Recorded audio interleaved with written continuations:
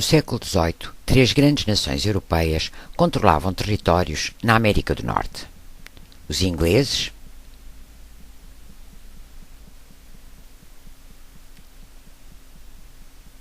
os franceses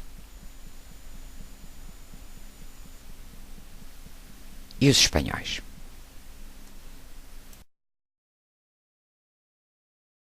Em 1754, procurando alargar o seu território, tropas francesas defrontam-se com tropas inglesas comandadas por George Washington.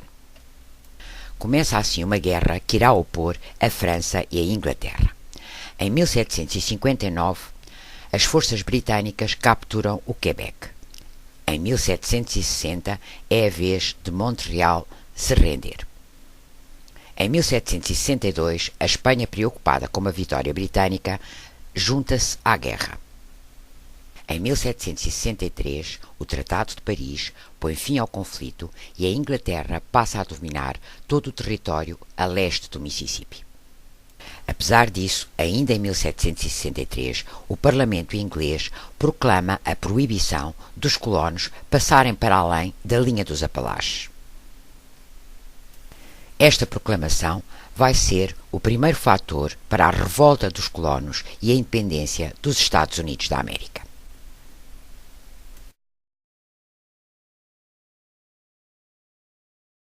O território inglês estava organizado em 13 colónias independentes entre si, junto à faixa costeira. Cada colónia tinha a sua administração própria e, apesar da presença de um governador inglês, gozavam de uma certa autonomia. A maioria dos colonos eram de origem ou de ascendência inglesa, e apesar das diferenças que os separavam, unia-os a língua e a religião, o protestantismo. Para além disso, a necessidade de se defenderem dos ataques dos índios e dos franceses tinham criado entre os colonos um forte sentimento de unidade. Apesar da vitória, a guerra trouxera pesadas dívidas para a Grã-Bretanha, que agora tinha muito mais terras para controlar. O rei decidiu reforçar o exército nas colónias e promulgou uma lei a dizer que os colonos deveriam dar às tropas abrigo e alimento. Esta lei, juntamente com a de 1763, que proibia os colonos de ocuparem territórios para o oeste, fez nascer o descontentamento. A situação agrava-se quando o Parlamento inglês aprova um conjunto de taxas para as colónias sobre o chá, o açúcar e o papel selado, alegando que as dívidas se deviam a uma guerra de que os principais beneficiários eram os colonos. Os comerciantes americanos organizam-se e começam a boicotar as importações inglesas. A 5 de março de 1770, numa manifestação em Boston, os soldados ingleses disparam contra a multidão e matam 5 colonos. A Grã-Bretanha retira todas as taxas, menos a do chá. Os protestos continuam e em dezembro de 1773, um grupo de colonos mascarados de índios toma 3 navios ingleses no porto de Boston e lança à água todo o seu carregamento de chá. Este acontecimento, que ficou conhecido como o Boston Tea Party, se por um lado provocou grande entusiasmo nas outras colónias, por outro levou à reação inglesa. O porto de Boston é encerrado e as forças militares são reforçadas na colónia. Os ingleses pensavam que, punindo uma colónia, dariam um exemplo a todas as outras, mas o resultado foi exatamente o contrário. A revolta generaliza-se.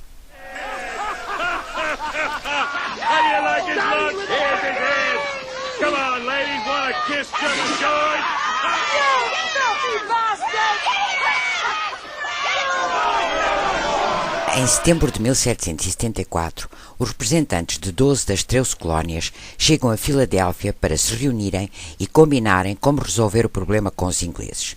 Neste congresso, decidiram criar um exército para resistir à tirania inglesa e o seu comando foi entregue a George Washington.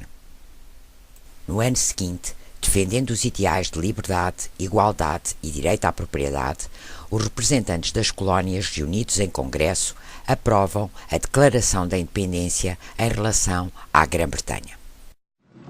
New Hampshire votes yes. Rhode Island. Rhode Island votes yes. Massachusetts votes yes. We, therefore, Nós, os legítimos representantes dos Estados Unidos da América, declaramos solenemente que estas colónias são e serão livres, independentes de obrigações em relação à coroa britânica. God save our American states! God save our American states! Proclamada a independência, iniciou-se a guerra aberta com a Inglaterra. O exército americano comandado por Washington começa por ser derrotado. No entanto, apoiado por muitos europeus entusiastas das ideias de liberdade, acaba por sair vitorioso em 1778 na Batalha de Saratoga. A partir de então, a França reconheceu a independência dos Estados Unidos e interveio diretamente na guerra, o mesmo acontecendo com a Espanha e com a Holanda. Esse apoio foi decisivo para a vitória dos revoltosos. Em 1783, a Inglaterra aceitou a independência das suas colónias da América e cedeu-lhes ainda todos os territórios a leste do rio Mississippi.